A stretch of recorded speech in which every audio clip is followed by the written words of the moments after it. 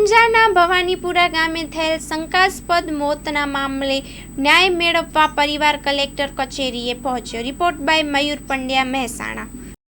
કેમ કલેક્ટર કચેરી આવવું પડ્યું? રમેશજી ઠાકોર, મહેસાણા જિલ્લા ક્ષત્રિય ઠાકોર સમાજના એક આગેવાન તરીકે મારા સમાજનો જો અન્યાય થતો હોય તો સમાજની વાચા આપવા માટે મારે આવવું ફરજિયાત છે।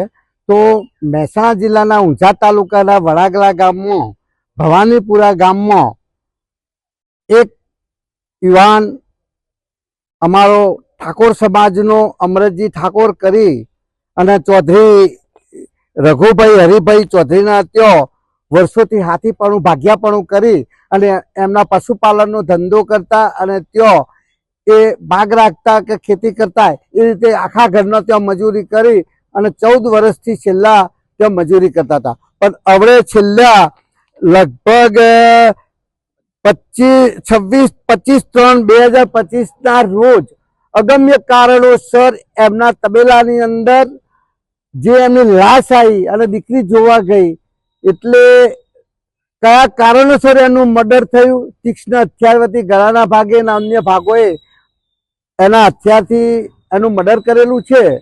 તો આજ સુધી લગભગ 1.25 મહિનો થયો ઉનાવા પોલીસ સ્ટેશનની અંદર એનું આ મર્ડરની FIR નોંધાવેલી છે। તેમ છતાં કયા કારણોસર આવા આરોપીઓને પકડવામાં આવતા નથી? તો ઠાકોર સમાજના આવો અન્યાય કેમ? કે ઘણા રીઢા ગુનેગારો હોય છે તો એ લોકોને પકડતા હોય છે અને સામાન્ય મર્ડર કરેલું છે ઠાકોર સમાજના ગરીબમાં ગરીબ છોકરો છે, જેની દીકરીઓ બબે દીકરીઓ છે, દીકરો છે, એમની મમ્મી છે, ભાભી છે, ભાઈઓ છે, તેમ છતાં આવા ગરીબ ઘરના અને જો વહેતું કર્યું હોય ગરીબ ઘરના આજે કોઈ ખાવાવાળું નથી, પીડાવાવાળું નથી અને આજે 6 મહિનો 1.5 મહિનો થયો તેમ છતાં કોઈ આરોપી પકડાતો નથી। તો અમારું એવું કહેવું છે કે ઓને કયા કારણોસર, ઓની કોઈ દુશ્મનાવટ નથી, કોઈના જોડે કોઈ છે નહીં, તેમ છતાં આનું કઈ રીતે મર્ડર થયું? તો આ મર્ડર થયાને પાછળ અમે FIR કરવા 1.5 મહિનો થઈ ગયો, તેમ છતાં આરોપી પકડાતા નથી। તો અમારું એવું કહેવું છે કે જેમ બને તેમ જલ્દી આ આરોપીઓને ધરપકડ કરી અને જેલના હવાલે કરે અને અમારા ઠાકોર સમાજની દીકરીઓને ઠાકોર સમાજને ન્યાય મળે। શું નામ તમારું? મારું નામ વર્ષિયાબેન છે।